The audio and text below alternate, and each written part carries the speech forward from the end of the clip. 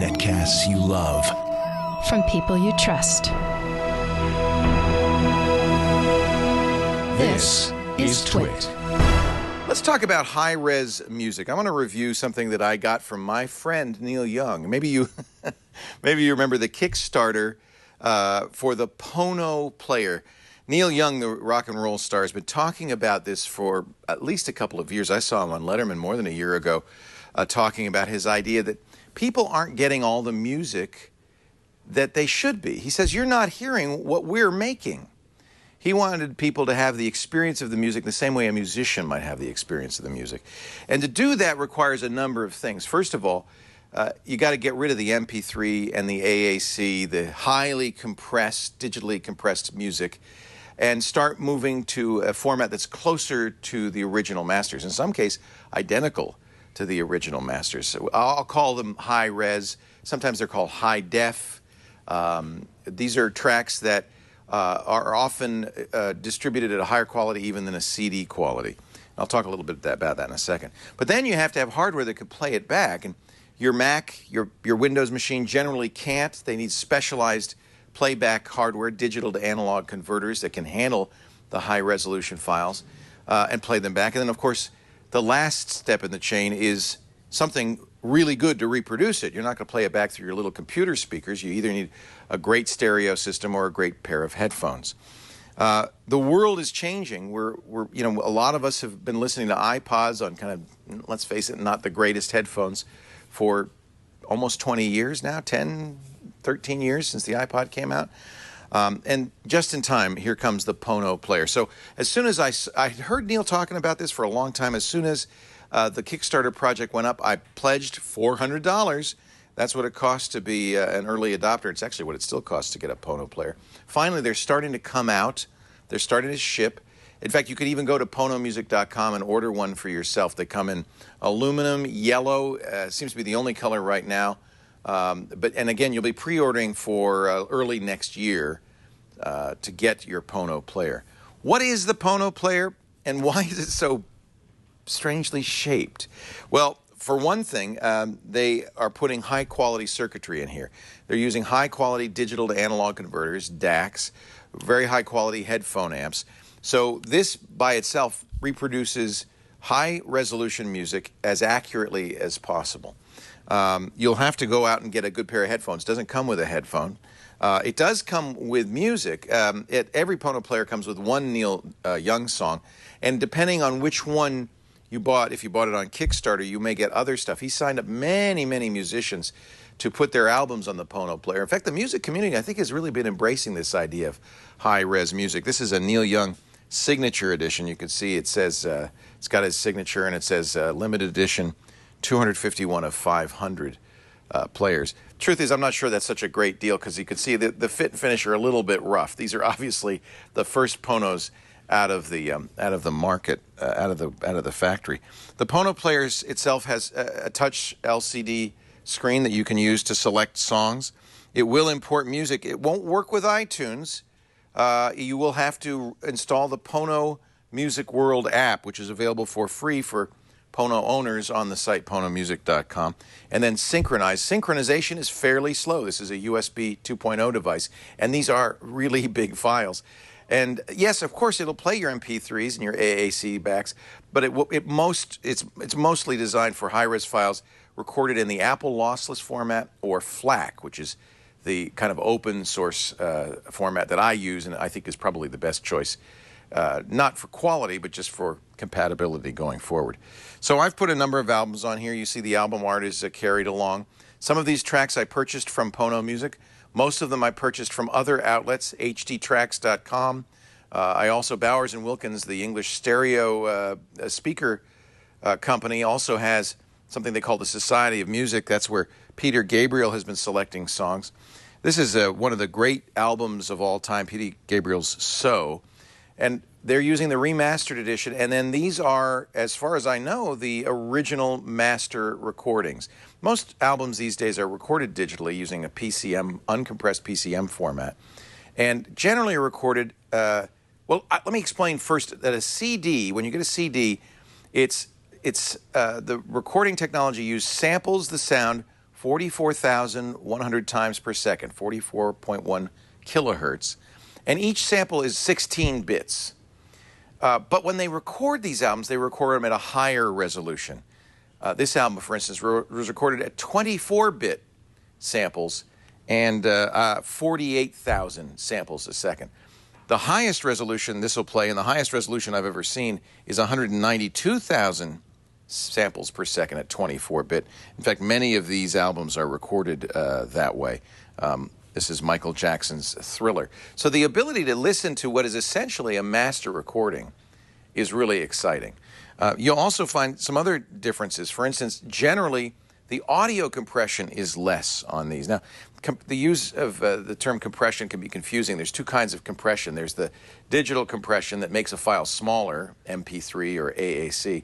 And then there's audio compression that reduces the dynamic range. It makes the quieter passages and the louder passages the same sound. And all the music you hear on the radio, almost all the music you hear on your iPod, is compressed heavily in that audio fashion. It gives it more punch, and it sounds better on the radio, but frankly, it harms the musicality. Less so in pop music, significantly in classical music.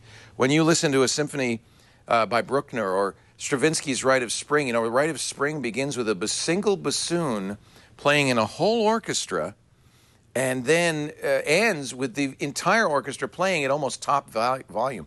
That's a huge dynamic range. And you're not going to hear that on an MP3. You really aren't. But believe me, when you listen to those songs on an appropriate piece of hardware like the Pono player, you hear more definition in the music, you hear more airiness, a much higher dynamic range. The oboe is quiet, the full symphony is loud, and you hear it all. You almost feel like you're in the middle of the concert. And while there is some discussion over whether high-res music really sounds better, and probably for an old man like me, it doesn't sound as much better as it might for somebody with younger ears, I definitely can tell the difference, and I really enjoy the difference. Albums in high-res format on Pono Music World will probably cost around $18 or $19. That's a premium of maybe $5 over the CD in the music store, if you could find a music store. It's not hugely expensive. And albums that are recorded carefully, like this Norah Jones Come Away With Me, in digital format, just sound beautiful. So the review of the Pono player really is much more than just a review of the player. It's really a discussion of this whole notion of, can music sound better? And if you buy better quality music and you play it back on a better piece of hardware like the Pono player, and you listen to it on great headphones. I've been using my Etomodix in-ear headphones. They're very good quality, about $300. I've also been using even more expensive headphones to listen to my Pono player. Things like my Hi-Fi Man HT560s. That's a $900 pair of headphones. Now, one thing you should probably note is that headphones, in-ear headphones like these, which don't require a lot of juice, work fine with a Pono player. But a magnetic planar headphone like the Hi-Fi Man, you can use it. You're not going to get a lot of level out of it. You're probably going to want to add an amplifier, a good quality amplifier in between the Pono and your headphones. The Pono comes with two outputs. There's no digital output. And that makes sense if you think of this as a digital to analog converter. That's really a lot of what the Pono does. So it has headphone level out and it has line level out. You could plug that into your stereo. If your existing stereo can't handle these high-res songs, you could think of the Pono as a kind of an external converter that will convert the high-res songs and then pass it through the line out into your stereo for later listening. I've tried it that way. It turns out my stereo, my Onkyo 616, has excellent digital analog converters that can handle high-res music. So I just put the high-res music, in fact, all of these songs on USB, and plug the USB key into the Onkyo receiver and listen to it, and it sounds fantastic on a big stereo system with nice speakers. You'll definitely hear the difference, but you'll even hear it with good headphones on the Pono player. So let me talk a little bit about the pros and cons. The pros, it is a way of putting really high-quality music in your somewhat oversized pocket. Great for a car if you have an analog input to your car stereo or your home stereo system if you don't have a DAC already. It's a good headphone amplifier. The digital analog converter in this is a very high-quality one, widely praised by audiophiles. I think the user interface is pretty good. I've got to say the software, the desktop software, is a little wonky. It's early days yet, and sometimes the Pono doesn't show up on the desktop as easily as it should. Some of it's a little weird. This software is based on Android, at least as far as I can tell. It seems to be the Android file system, but it does some fun things. It generates automatic playlists, 100 random songs you'll see there. There is no random I don't think there's any random playback otherwise, but you can use this 100 random songs playlist. Songs imported this month, not recently played, recently imported, that kind of thing. It's a decent player. It's you know what, we've come a long way since the iPod came out, and most players nowadays are probably going to be very similar in usability to the iPod. You can turn the level up and down. Let me plug in some headphones so you can see it, with the big plus and minus on the front of it. It has a nice indicator as to the level. You know, headphones like these Etymotics run pretty well at about 50 to 75%. With the higher impedance headphones, you're going to want to turn it up all the way. You can pause by pressing the middle button. It does not work with you know, the special controllers designed for the iPod. You'll have to do it manually. You know, in a way, it's a little bit of a primitive portable music player, especially if you're used to an iPod or even an iPhone to play back your music. But it does do something that the iPhone and iPod can't do, play back those high-res files. We're seeing more and more phones that can, but remember, it's not merely the ability to play the files, it's the ability to play the files well. And I'm a little concerned about the quality of the digital to analog converters in some of these phones that can do that, such as the Harman Kardon edition of the HTC One. Sony's making a Walkman similarly priced that also plays back. We reviewed it earlier, that plays back high-res files. So there will be competition for the Pono. In fact, there already is. Most of it's very expensive, but a lot of it will come down in price, I think, now that this is established as a $400 product. So it does play back the music. It sounds great. The DACs and the headphone amp are good, adequate for in-ear headphones or earbuds, Sennheisers, that kind of thing. You might, if you have a high-impedance headphone, need a separate headphone amp.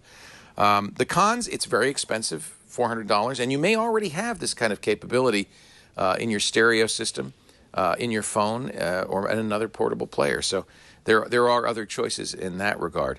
But all in all, I want to say buy this because I want to support this notion that music can really sound a lot better. It does. It really does sound a lot better if you listen to high-res music on the proper hardware.